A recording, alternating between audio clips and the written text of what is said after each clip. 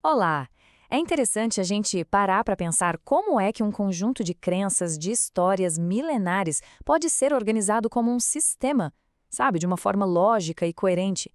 Pois é exatamente essa a proposta da teologia sistemática, e a gente vai mergulhar nessa ideia usando como base a obra de Alva G. Hofer. Bom, para começar, vamos direto para a declaração de abertura da nossa fonte. E olha, é uma afirmação bem usada, né? Ela já define o tom de por que esse assunto é visto como algo tão crucial. A ideia é a seguinte: se Deus é a figura central do universo, então o estudo sobre ele e a relação dele com a gente se torna a reflexão mais profunda que existe. Vamos para a nossa primeira sessão, organizando o divino. Para começar, vamos definir alguns termos-chave. Primeiro, o termo mais amplo de todos, teologia. A nossa fonte define como a ciência que estuda Deus. É uma palavra que vem lá do grego antigo, da junção de theos, que é Deus, e logos, que significa palavra ou razão. Basicamente, é o grande campo que abrange todas as doutrinas cristãs. Agora a gente vai para o específico. A teologia sistemática não é só sobre Deus, de forma geral. É sobre organizar tudo que a Bíblia revela, numa estrutura bem amarrada, coerente. É quase como se fosse um resumo científico da verdade religiosa. Mas por que essa necessidade de organizar tudo num sistema? A fonte sugere que isso vem de dois lugares. Primeiro, do nosso instinto humano de querer classificar, organizar as coisas. E segundo, da própria natureza de Deus, que seria ordenada, e isso se refletiria em toda a criação, sabe? Dos átomos até as estrelas. E qual é a ferramenta para construir esse sistema todo? Segundo a fonte, a matéria-prima é uma só, a Bíblia. E ela não é descrita só como um livro, não. É vista como um laboratório para pesquisa, um baú de tesouros, uma mina de riquezas e até uma janela para o universo da verdade. Ou seja, é a única fonte de dados do teólogo. E para entender bem o que a teologia sistemática é, ajuda muito a gente ver o que ela não é. A fonte faz essa distinção com outros ramos. Por exemplo, enquanto a teologia histórica foca na história e a exegética nos textos originais, a sistemática é aquela que busca pegar as descobertas de todas as outras e unificar tudo num sistema só, coerente. Seção 2. As 7 divisões principais. Agora, a gente vai ver a espinha dorsal, a estrutura central desse sistema.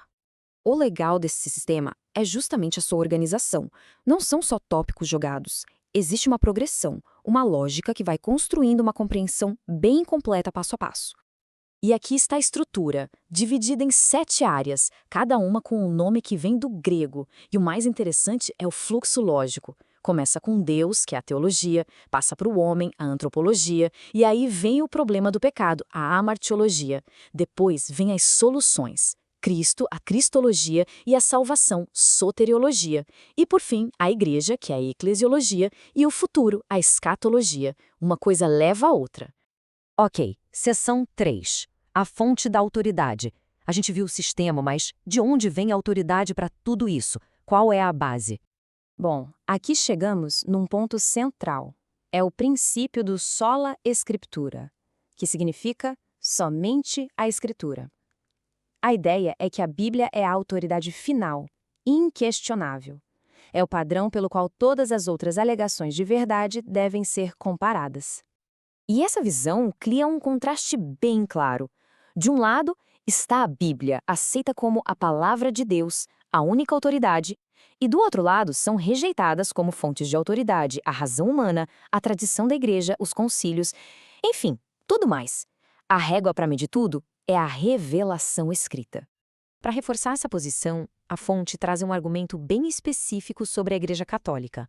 O autor afirma que a autoridade da Igreja não está acima da Bíblia. O argumento dele é que a coleção dos textos bíblicos já era reconhecida antes mesmo da formação da Igreja Romana como a gente conhece hoje. Quarta e última seção, por que a verdade importa. No fim das contas, por que tudo isso é relevante? Isso nos leva a uma pergunta fundamental, que bate de frente com uma ideia muito comum hoje em dia. Será que faz diferença no que alguém acredita, contanto que a pessoa seja sincera? A sinceridade por si só é suficiente? A resposta da fonte é não bem direto. E a analogia usada é forte. Acreditar com toda sinceridade que uma garrafa de veneno é um remédio não vai impedir o efeito mortal dele. A ideia aqui é que a crença precisa estar alinhada com a verdade para ter algum efeito. Sinceridade numa crença falsa não a torna verdadeira. A fonte, então, propõe uma sequência muito clara. A crença começa com os fatos que estão na Bíblia. Esses fatos são a base para a fé, que, nesse caso, não é um salto no escuro. Essa fé, por sua vez, gera o sentimento e, por último, o fruto, que nada mais é do que a mudança de comportamento. A ordem aqui é fundamental. Isso amarra tudo, conectando a estrutura da teologia com o seu propósito final. O autor defende que a crença correta, baseada nesses fatos bíblicos, é essencial para o destino eterno de uma pessoa. Ou seja, não é só um exercício intelectual, para ele tem consequências eternas. Isso tudo nos deixa com uma questão final para refletir.